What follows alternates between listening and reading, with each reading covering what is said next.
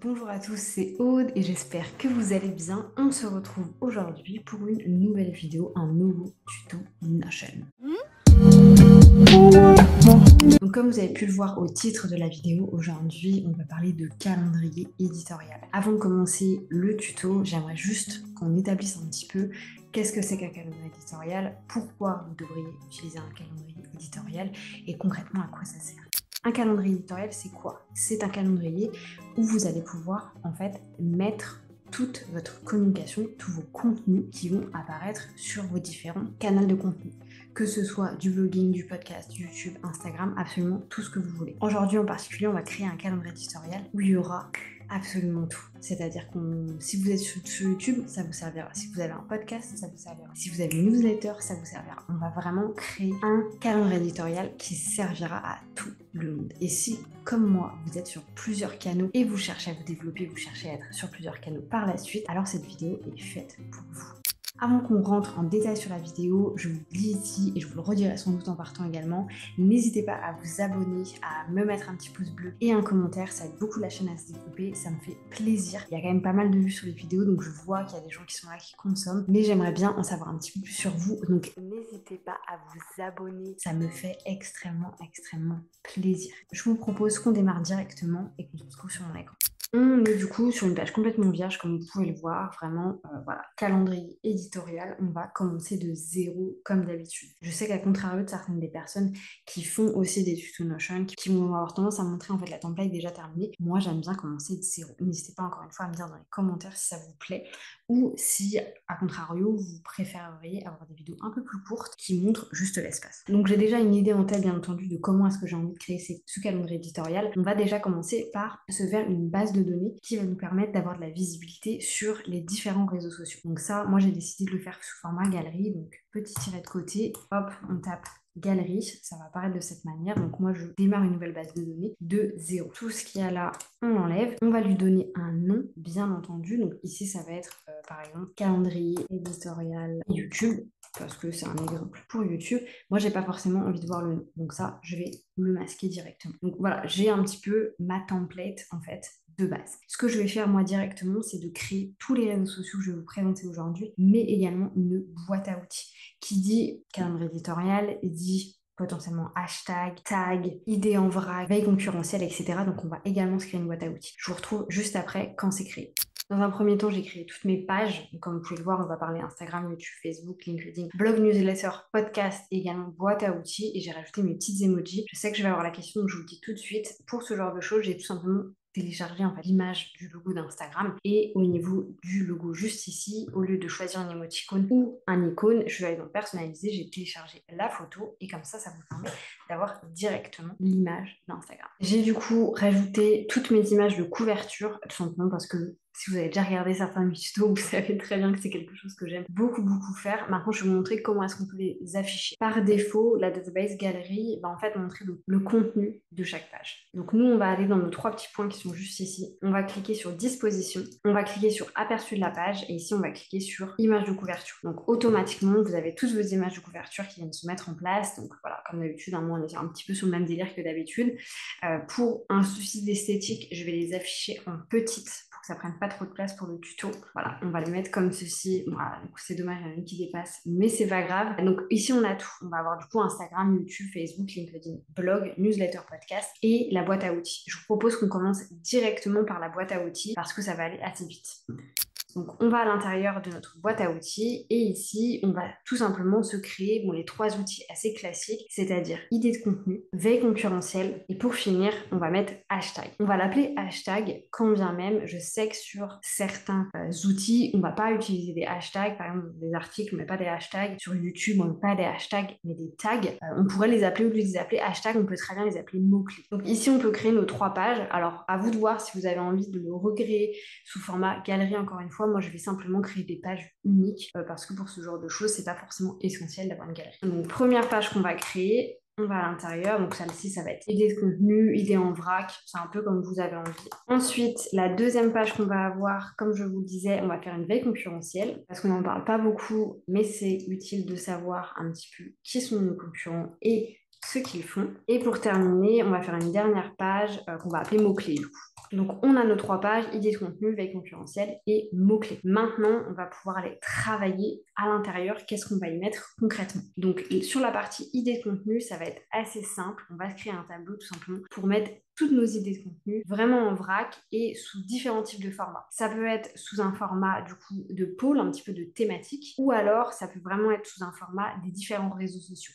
Donc ici, on va créer quelque chose extrêmement simple. Donc on va se créer une database, on va la mettre en vue table de base, donc on se fait une nouvelle base de données, on lui donne un nom, toujours donner un nom à sa base de données, je le répéterai à chaque fois, mais si vous ne voulez pas la perdre et pouvoir la retrouver facilement, il faut vraiment la mettre. Je vais créer du coup 3 catégories, une catégorie idée, une catégorie thématique et une catégorie réseaux sociaux. Alors comme vous pouvez le voir, j'ai finalement créé 4 catégories. On va avoir l'idée qui va être l'endroit où vous allez pouvoir vraiment mettre toutes vos idées, à savoir que vous pouvez très bien mettre un titre ici, par exemple la différence entre X et Y, et du coup ouvrir à l'intérieur et pouvoir mettre un petit peu plus de détails si vous en avez envie. Néanmoins, moi je vous amène, si c'est vraiment une idée, juste à poser toutes vos idées et ensuite quand vous avez vraiment envie de créer le contenu, de le faire sur votre calendrier éditorial. Mais ça n'engage que vous. Ensuite, on va vraiment avoir une partie thématique. Donc ici, on va pouvoir créer un petit peu toutes sortes de thématiques. Pour le coup, je vais mettre les miennes et comme ça sera un petit peu plus visuel. Et ensuite, on a la partie réseaux sociaux. Donc, comme vous pouvez le voir, thématique, je l'ai mis en choix unique, c'est-à-dire qu'on peut ne choisir qu'une seule thématique. Par contre, réseaux sociaux, je l'ai mis sur plusieurs tâches. Pourquoi?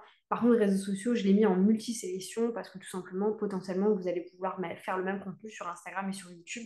Donc, autant mettre la possibilité d'avoir sur les deux. Et pour terminer, on a la catégorie utilisée qui va nous permettre en fait de ranger un petit peu tout ça. Je vais créer rapidement les différentes autres fonctions et on se retrouve. J'ai rapidement du coup créé les différentes thématiques. Donc, j'ai mis très rapidement organisation, productivité, business, lancement et notion. Et j'ai également créé du coup tous les réseaux sociaux, donc de Instagram jusqu'au blogging. Maintenant, ce qu'on va faire, c'est que nous, ça ne nous intéresse pas forcément de voir cette vue-là en permanence. On aimerait bien avoir différents types de vues. Potentiellement, ce qu'on a envie de voir, c'est avoir une vue liste comme celle-ci, mais également avoir des vues par thématique et des vues pour chaque réseau social. Donc celle-ci, on va la renommer, on va l'appeler vue liste parce que c'est un petit peu notre vue en fait de base. Ensuite, on va créer du coup une vue en Kanban avec chacune des thématiques. Donc pour ceci, on va faire notre petit plus, on va aller dans Kanban. Ici, par défaut, ça nous a groupé par thématique, donc nous c'est parfait, et moi je colore à chaque fois les colonnes. Ensuite, ici là on avait les 3 exemples, donc ils ont été mis de côté, il n'y a pas de souci. Celle-ci, on va la renommer bien entendu, et on va la nommer vue thématique. Ensuite, on va se créer une autre vue, celle-ci sera encore une fois en Kanban,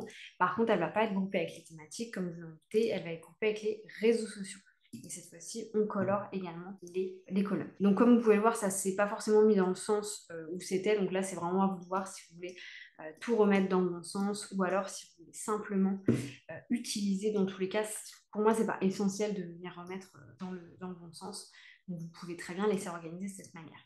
Et celui-ci, on va du coup l'appeler vue par réseaux sociaux. Ce qui peut être très intéressant aussi, c'est de faire un petit peu des filtres pour nettoyer petit à petit. Ici, comme vous pouvez le voir, on peut cliquer si ça a été utilisé ou non.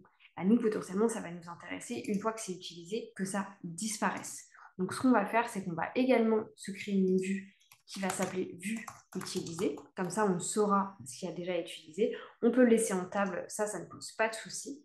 Et là, on va vraiment jouer avec les filtres. Donc, dans notre vue liste, on va filtrer par rapport à utiliser. Et nous, ce qu'on veut voir, c'est ce qui n'est pas coché, donc ce qui n'a pas été utilisé. Et ensuite, pour la vue utilisée, à contrario, nous, ce qu'on veut voir, c'est uniquement ce qui a été coché et du coup ce qui a été utilisé. Donc là, comme vous pouvez voir, ça a complètement disparu parce qu'on ne voit pas les mêmes informations. Ensuite, au niveau de la thématique, là, ça va être à vous de voir si vous le gardez ou pas. Je vous montre un exemple. Donc là, je vous ai mis quelques petits exemples avec du coup différentes idées, idées 1, 2, 3, différentes thématiques et différents réseaux sociaux. Donc on va le tester tout de suite. Si je clique ici, il disparaît. Ça veut dire qu'il a été utilisé. Par contre, si je vais dans la thématique, donc déjà à première vue, je n'ai que l'information sur l'idée. Moi, j'ai envie d'avoir plus d'infos, donc je vais aller dans propriétés et je vais rajouter le réseau social, mais également si ça a été utilisé ou non. Et ici, donc c'est vraiment à vous de voir, encore une fois, si vous voulez utiliser le filtre et à ce moment-là, ne plus voir quand ça a été utilisé. Néanmoins, moi, je le garderai sur ce type de vue parce que ça va vous permettre tout simplement de voir, ok, je l'ai utilisé, j'ai utilisé cette idée-là pour Facebook et Instagram, est-ce que je pourrais pas l'utiliser, par exemple, pour une autre thématique ou pour un autre réseau social. Ensuite, on va avoir la vue du coup réseaux sociaux, donc elle va être de cette manière. Donc là pareil, moi je vais avoir plus d'informations, donc je vais rajouter également les thématiques et si ça a été utilisé ou non. Et pour terminer, on a la vue utilisée, donc comme vous pouvez le voir dans la vue utilisée, on va avoir toutes les idées qui ont déjà été utilisées et du coup c'est très pratique pour un petit peu archiver et venir voir ce qui s'est passé. Donc ça, c'est vraiment pour notre partie idée de contenu, donc très très simple. Moi, de base, je l'affiche beaucoup sous ce format-là. Comme ça me permet de voir un petit peu au niveau de mes thématiques ce sur quoi j'ai envie de travailler. On retourne dans notre petite boîte à outils et ici, on va créer une partie pour la veille concurrentielle. Donc, la veille concurrentielle, c'est quoi la veille concurrentielle? C'est tout simplement quand vous allez regarder ce que font vos autres concurrents, ce que font les autres personnes qui sont dans la même thématique que la vôtre. Alors, je dis pas, et là, petit disclaimer, ça ne sert à rien de venir se comparer aux autres. Par contre, ça ne vous empêche pas de vous inspirer, ça ne vous empêche pas de regarder ces personnes au-dessus de vous et de vous dire un jour moi je serai là aussi. Donc voilà, n'hésitez surtout pas, ne vous bloquez pas par rapport à ça.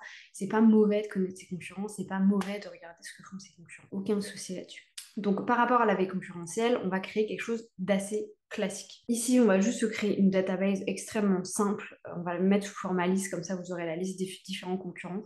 Vous pouvez également l'afficher en galerie en mettant la tête de vos concurrents si vous en avez envie. Moi, je trouve pas ça forcément nécessaire. Donc, on va aller créer cette liste-là. Donc, on la crée à partir d'une nouvelle base de données. Donc ici, ils nous ont mis des pages comme celle-ci. On va l'appeler du coup concurrent.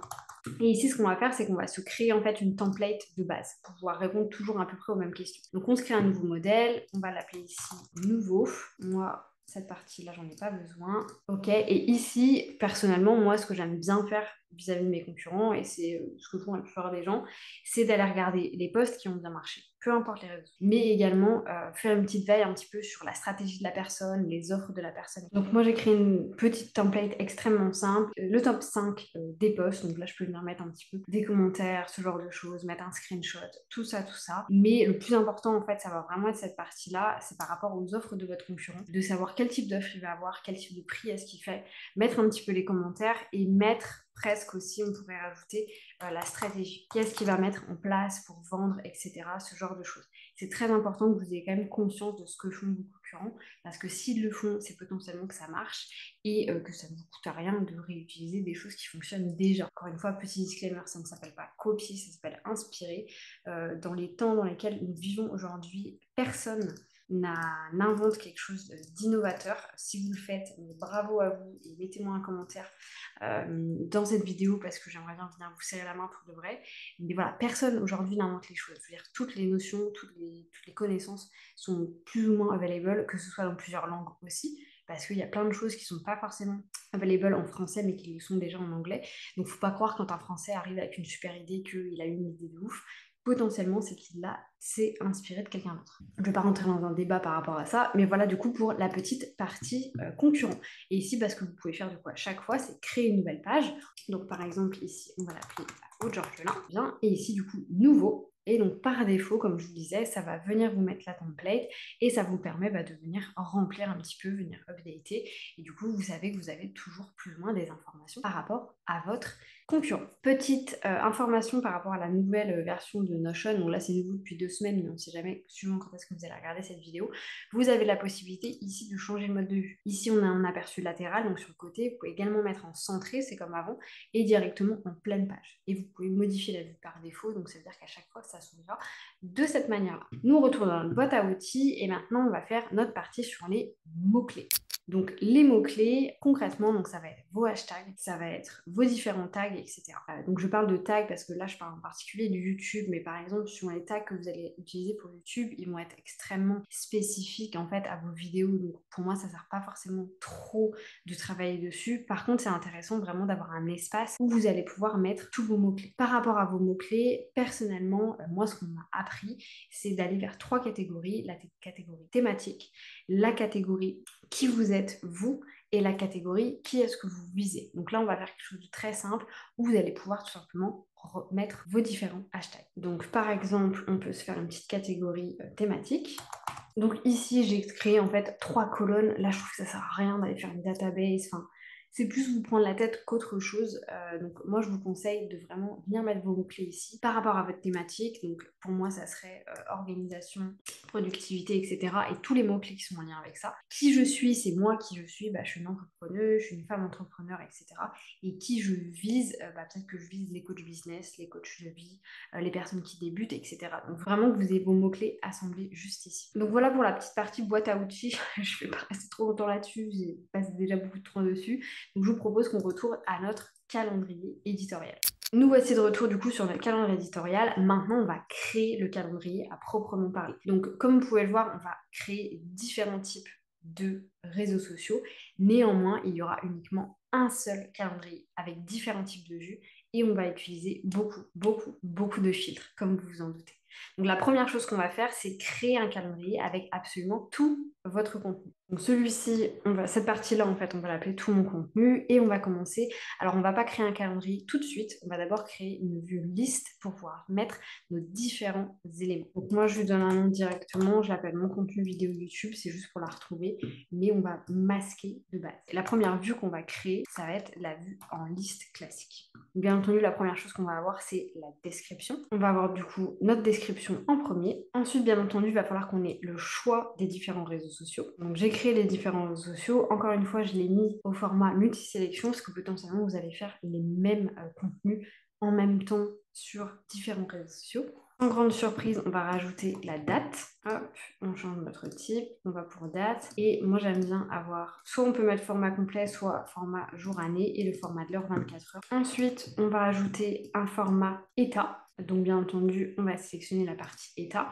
Et c'est ici que vous pouvez venir afficher énormément de choses. Mais bien entendu, ça va dépendre en fait de vos réseaux sociaux parce que ce que vous allez faire pour un blog, pour Instagram, pour YouTube n'est pas du tout la même chose. Moi, pour le coup, je vais uniquement créer, pas commencer, en cours et terminer. Néanmoins, vous pourrez créer beaucoup de choses. Ce que je vous propose, c'est qu'on va créer une catégorie pour tout ce qui va être écrit, donc Instagram, Facebook, LinkedIn et blog et newsletter, et une catégorie pour tout ce qui doit être enregistré. Donc, de base, on va le laisser en pas commencer, on va modifier la propriété, et c'est ici en cours qu'on va mettre en fait différents types de sélection. Une fois que toutes ces étapes-là sont validées, donc ça c'est votre étape de base, vous n'êtes pas obligé d'utiliser. Ici c'est votre étape vraiment par rapport à tout ce qui va être écrit. Et ici c'est votre étape par rapport à tout ce qui va être plus visuel, YouTube et podcast. Et dans les statuts terminés, on peut aussi rajouter certaines choses. Une fois que c'est terminé, que tout est fait, vous allez passer en terminé. Une fois que vous allez programmer ce que vous programmez, peut-être pas tout d'un coup, vous pouvez le mettre en programmé et la partie publiée, on va la rajouter à côté. Donc quand je vous disais qu'on allait la rajouter à côté, c'est tout simplement parce qu'on va la rajouter pour pouvoir faire du tri. Notre petite partie publiée, on va la rajouter comme ceci, mais en format checkbox. Et on va venir la ramasser et la mettre tout devant. Et une dernière option que j'ai envie de rajouter, c'est l'option à recycler, parce que ça, on me l'a beaucoup demandé. Et ça, pareil, on va le mettre au format checkbox. Et comme ça, vous savez quand ça doit être recyclé. Voilà pour nos vues classiques par rapport à notre calendrier éditorial. Donc, comme vous pouvez le voir, on pourrait mettre, voilà, pareil, contenu 1, contenu 2 et contenu 3. On pourrait choisir des réseaux sociaux, sachant que, comme je vous l'ai dit, vous pouvez en choisir plusieurs si vous en avez envie. Ensuite, vous pouvez choisir vos dates à laquelle elles vont être postées. Vous pouvez aussi mettre l'heure si vous avez envie de le mettre. Et ici, on peut choisir tout simplement le statut. Donc, par exemple, celui-ci, voilà, il est programmé. Celui-ci, il est en cours d'enregistrement, par exemple. Et celui-ci, il est au niveau du visuel. Donc ici, on va vraiment tout avoir. Maintenant, nous, ce qu'on a envie concrètement, c'est d'avoir différents types de vues. De n'avoir que ça ne nous intéresse pas. La première vue qu'on va créer, c'est la vue calendrier. Donc on va dans notre petit plus, on clique sur calendrier, et ici automatiquement, ça vous crée un calendrier, mais comme la dernière fois, il est un petit peu triste. Nous, on veut avoir plus d'informations. Donc on va dans nos 3 petits points, on va sur propriété. Moi, j'ai envie d'afficher la date, non, à recycler, pas forcément. L'état, oui. Est-ce qu'il a été publié, oui, et quels réseaux sociaux. Comme ça me permet de vraiment voir l'état. Par contre, publier, j'ai envie qu'il soit en dessous, donc je vais venir le mettre en dessous, tout simplement. Donc maintenant, j'ai ma vue calendrier, donc ça me permet de voir un petit peu les types de contenus qui vont sortir au cours de la semaine prochaine. On va également se mettre une vue par état, parce que nous, on a envie de pouvoir voir sur quoi est-ce qu'il faut qu'on se focus. Donc on va sur notre plus, on va dans Kanban. Ici, ça nous groupe automatiquement par réseaux sociaux. Nous, ça ne nous intéresse pas forcément. Donc on va aller directement à l'intérieur et on va sélectionner, au lieu de réseaux sociaux, on va mettre état. On va colorer les colonnes parce que moi j'aime bien colorer les colonnes. Et ici, celle-ci, on va vraiment l'appeler vue état. Et si vous voulez, vous pouvez même rajouter, donc là par exemple, Eta, j'avais rajouté moi un petit pin comme celui-ci. Et vous pouvez le rajouter également là, si vous voulez que ce soit plus visuel. Une fois qu'on a vu notre vue par état, bah moi potentiellement j'ai envie d'avoir une autre vue. J'ai envie d'avoir une vue archive. Parce que une fois que j'ai publié mon contenu, j'aimerais bien qu'il disparaisse et qu'il aille dans les archives. Donc ici, on va créer une vue qui va être en format liste et qui va vraiment être une vue où je vais pouvoir mettre tout le contenu qui a été fait. Donc de base, je vais voir absolument tout. Je vais utiliser un filtre sur la case à cocher publier. Moi, je veux voir uniquement si ça a été coché. Là, forcément, je n'aurai rien. On va faire exactement la même chose pour la partie à recycler. Parce que je trouve intéressant de pouvoir voir les parties à recycler. Donc là, encore une fois, on va filtrer. On va filtrer à recycler. Donc là, ici, il faut que la case soit cochée. Donc là, pour l'instant, nous n'avons rien. Donc j'ai ajouté mes différents types de vues. On a notre vue liste, notre vue calendrier. On a également notre vue état. On a notre vue archive et notre vue à recycler. Dans notre vue état, potentiellement, on veut aussi avoir plus de propriétés. Donc par rapport à ça, moi j'ai envie d'avoir ma date, j'ai envie d'avoir de quels réseaux sociaux ça parle, est-ce que c'est publié ou non? Non, parce que ça n'a pas lieu d'être ici. Dans quel état c'est? J'en ai pas besoin. Et est-ce que c'est à recycler? J'en ai pas besoin non plus. Si jamais vous aviez envie également d'enlever de la partie programmée, qui va être votre dernier statut, tout ce qui a été publié, vous pouvez également rajouter un filtre sur publier. À partir du moment où c'est coché, ça va disparaître. Donc si c'est non coché, ça va rester. Moi, j'ajoute cette vue-là. Et en somme, comment est-ce que ça va se passer? Vous allez créer votre contenu de telle manière. Une fois que vous allez le publier, vous allez simplement cliquer sur publier ou alors publier ici sur le calendrier. Et qu'est-ce qui va se passer? Donc sur le calendrier, il va rester. Par contre, si on retourne dans la vue liste, on va rajouter un filtre également pour qu'il disparaisse. Donc ici, moi, je veux voir uniquement les cases non cochées. Donc là, comme vous pouvez voir, le contenu 1 a complètement disparu. Ensuite, si on va dans notre vue état, on peut voir que le contenu 1 n'est plus ici non plus, il a disparu. Si on va dans notre vue archive, bien entendu, il est arrivé. Et si on va dans la vue à recycler, il n'est pas là. Moi, ce que je vous invite à faire par rapport aux archives et à recycler, c'est qu'à la fin du mois, quand vous faites vos statistiques, de venir ici, de regarder du coup les contenus que vous allez faire dans tous les cas normalement si vous faites la liste des 3-4 contenus qui ont bien marché. Et du coup, vous pouvez venir ici retrouver vos contenus et tout simplement les passer à recycler quand vous savez que vous avez potentiellement du potentiel à les recycler et ils vont apparaître directement ici. Donc là, ça vous permet d'avoir vraiment une vue complète sur votre contenu. Maintenant, nous, ce qu'on a envie de faire, c'est d'avoir ce contenu-là à l'intérieur de notre galerie. Mais également, on va créer une vue directement par task. Qu'est-ce que je veux dire par là? La vue de base qu'on va mettre, c'est la vue calendrier. Donc je la passe en premier, ça veut dire que quand je vais réouvrir le calendrier, c'est cette vue-là que je verrai en supplémentaire en premier. Néanmoins, moi j'aimerais bien aussi pouvoir avoir une vue sur ce que je dois faire, sur ma to-do list. Donc cette partie-ci, on va venir la mettre hop, à l'intérieur. Ce qui veut dire que je peux la cacher si je le souhaite. Et on va créer une nouvelle vue. Cette nouvelle vue, on va l'appeler To-Do List, tout simplement. Et en fait, nous, ce qu'on a envie de faire, c'est d'avoir la vue état à l'intérieur de notre vue To-Do List. Donc, comment est-ce qu'on va faire ça? On va venir ici, taper sur Vue table. On va venir sélectionner ce qu'on a déjà créé. Donc, par défaut, ça va vous montrer. Donc, ici, moi, je clique sur mon contenu vidéo YouTube et en fait ça va déjà me proposer de copier une vue qui est existante. Je peux les voir en restant dessus. Moi ici par rapport à ma to-do list, ce qui m'intéresse forcément c'est la vue. Donc je vais pouvoir cliquer dessus et elle va se mettre ici automatiquement. Vous pouvez aussi bien entendu venir cacher des parties. Par exemple, si vous ne voulez pas voir cette partie-là, vous pouvez la masquer. Vous pouvez voir du coup uniquement description et visuel et ensuite la partie un petit peu plus podcast et YouTube. Et ensuite, terminer, programmer, pareil. Et la partie en cours va se mettre ici. Donc comme ça, nous, on a juste notre vue to-do list. Mais maintenant, ce qui nous intéresse, comme je vous le disais, c'est d'aller tout mettre à l'intérieur des différentes parties. Donc pour ce faire, on va aller par exemple dans Instagram. Et ici, on va pouvoir créer deux choses. La première chose qu'on va pouvoir créer, c'est avoir directement accès à nos idéaux. Donc ça, c'est la première chose. Et la deuxième chose, forcément, on va dupliquer cette partie-là. Nous, ce qu'on veut avoir, c'est mon contenu Instagram. C'est pour les deux choses. Le premier, c'est idée en vrac. Donc ici, on va faire quoi? On va aller chercher notre database idée en vrac, bien entendu. On vient sélectionner une nouvelle base de données. Et ici, on vient rechercher tout simplement idée de contenu. Donc moi, je vais sélectionner idée de contenu YouTube. C'est pas juste pour YouTube, comme je vous l'ai dit, c'est juste pour pouvoir retrouver la database. Comme vous pouvez voir, j'en ai plein. Et ici, on va choisir la vue qu'on a envie de voir. Soit on peut voir la vue par liste, soit on peut voir les vues où le contenu a déjà été utilisé, ça ne nous intéresse pas forcément, la vue par thématique ou la vue par réseaux sociaux. Moi, personnellement, ce que j'ai envie de voir, c'est la vue par thématique. Donc, je vais cliquer dessus. Elle va s'afficher automatiquement. Si vous voulez en rajouter une autre, vous pouvez très bien le faire en cliquant sur le plus. Resélectionnant la même base de données, on vous remontre les options. Et là, par exemple, vous pouvez rajouter la vue liste si vous en avez envie. Mais moi, je veux voir que la vue par thématique. Par contre, là, on est dans Instagram. Donc, moi, ce qui m'intéresse, c'est de voir Instagram. Ce qu'on va faire, c'est qu'on va rajouter un filtre sur les réseaux sociaux et on va sélectionner uniquement Instagram. Et du coup, maintenant, je ne vois que le contenu qui m'est proposé pour Instagram. Si jamais j'avais envie d'effacer, de mettre encore un filtre pour ne pas voir ce qui a été utilisé, je peux très bien le faire en ajoutant un autre filtre sur utiliser si la case est non cochée. Donc là, je peux voir que je n'ai aucune idée en vrac sur aucune des thématiques sur Instagram. Donc ça, c'est la première partie pour les idées en vrac. Et ensuite, je viens mettre ça à l'intérieur. On va venir créer du coup mon contenu Instagram. Donc la même chose, on ouvre une nouvelle database. Ici, on ne va pas ouvrir une nouvelle database directement. On va aller sélectionner notre calendrier éditorial. Donc nous, ça va être mon contenu vidéo YouTube, parce que c'est comme ça que je l'ai appelé.